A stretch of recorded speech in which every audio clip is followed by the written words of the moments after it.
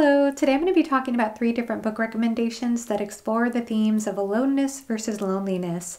And the reason I got inspired to do this video is because I recently finished one of the books and I kept feeling like it had some sort of similarity with 2 other books, and I was trying to figure out what that connection was. And I think the theme of aloneness and loneliness kind of apply to all 3. And I think there are a lot of books that could probably go into that theme, but these 3 books in particular are not type epic fantasy, which is the genre that I love the most. They're on the shorter side when it comes to books. They are standalones. I think that each of these books also is in a more contained setting. I think you could look at books like Into the Wild or things like that that explore being alone out in nature on a journey and sort of that wanderlust sort of vibe.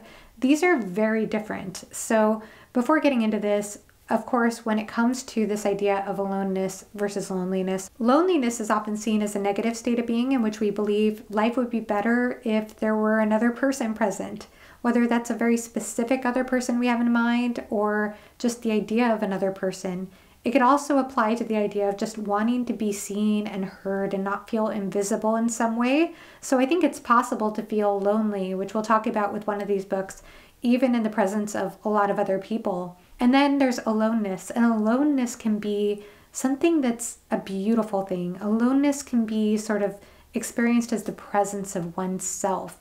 And that can be taking time to yourself in your own space, in your own room, or some specific place, and really going into the depths of your own being, getting to know yourself, your own presence. So this is very different. I think a lot of people are introverts on BookTube or who are readers and tend to think of alone time as like, I need to get away from people because I'm drained, and this is how I energize as I get by myself. And it can be energizing, but this is different than escaping people because we want to get to our video game or Netflix, which in a way is not really connecting with oneself.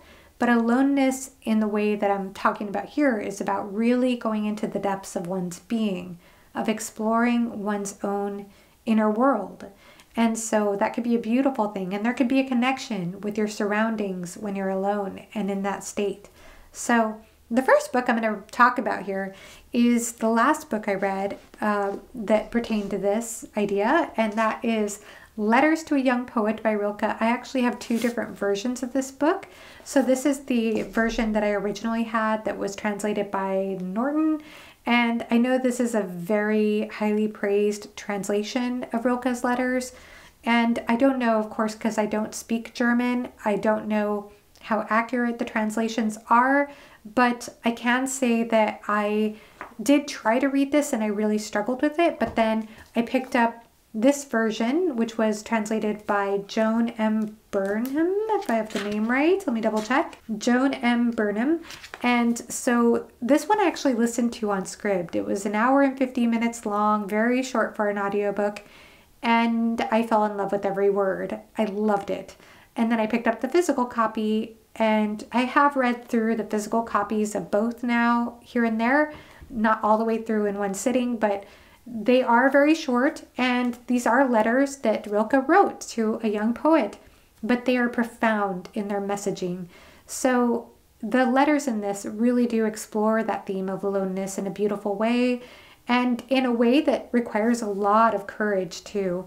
There's in fact a passage here in which he's telling the young poet that if as a result of this turning inward, of this sinking into your own world, poetry should emerge, you will not think to ask someone whether it is good poetry, and you will not try to interest publishers of magazines in these works, for you will hear in them your own voice. You will see in them a piece of your life, a natural possession of yours. A piece of art is good if it is born of necessity. This, its source, is its criterion. There is no other. Therefore, my dear friend, I know of no other advice than this. Go within and scale the depths of your being from which your very life springs forth. So I think that this is a beautiful book, a beautiful, profound sort of message. And I think it applies whether you're a poet, a writer, or not. Even if you're somebody who just has any type of creative endeavor and there's that temptation to cater your work to the masses for external validation, for a number of likes, for number of subscribers if you're a content creator here on YouTube. And I think his message is really to take that risk, to take the time to explore the depths of your own being, to see what comes, and to let that take its time, not to force it. So that can take a lot of courage. And I just was completely impressed with this book. I thought it spoke to me on so many levels, but again, it just speaks about going within and trusting yourself and trusting the art to come forth through you. The next recommendation that kind of has sort of something similar to say about this, I think, is Piranesi by Susanna Clarke. Now, this is obviously a very loved book on BookTube. I love this book. I read this with my mother last year. We both loved the prose. She especially loved all the literary allusions in this book. And this is about a character named Piranesi who lives in this very mysterious, surreal house with an infinite number of stairwells and hallways and statues, an ocean level floor. There are even dead bodies in one place. And he's all alone there except for a person he calls the other. And for the most part, he is spending his time just observing the house, tending to the house, and feeling connected to the house. It is an epistolary novel, so it is told in journal entries. And I feel like Piranesi is sort of the embodiment of what a natural person is without any sort of external cultural values dictating his aesthetic. He has a very specific sense of what is beautiful to him, of what is meaningful to him. And he even does things like put weird objects in his hair, which he thinks is beautiful, which to the ordinary person would seem very weird probably, and very strange. And he doesn't even question these things. He's just very true to himself. So I feel like he kind of follows what Rilke's talking about in Letters to a Young Poet in a way. And he's also very meticulous, and he has a sense of order about things and a way of seeing things and wanting to understand the world, but he is very connected to his surroundings. So even though he's alone, he never seems to feel lonely in this house. He seems to be very at one with everything and see meaning in everything. So this is a beautiful book to explore that. It does go deeper into that theme and contrasts that with loneliness later on in the book, but I won't give away how. And I just thought it was a beautiful story with so many layers. I think there is a mystery in this book, but I don't even feel like that was the most interesting thing to me about this book. I think that it has a lot to say about that theme though, and this character was just a beautiful character to me. So I greatly appreciated how this was explored in Piranesi. My last book to mention here is one of my favorite books to mention, and that is Stoner by John Williams. This is a book about a man named William Stoner who grows up on a farm, and in the first couple of paragraphs he gives away exactly what this book is about or who this person is. That he entered the University of Missouri as a freshman in the year 1910 at the age of 19. 8 years later, during the height of World War I, he received a PhD basically, and he accepted an instructorship position at the same university where he taught until his death in 1956.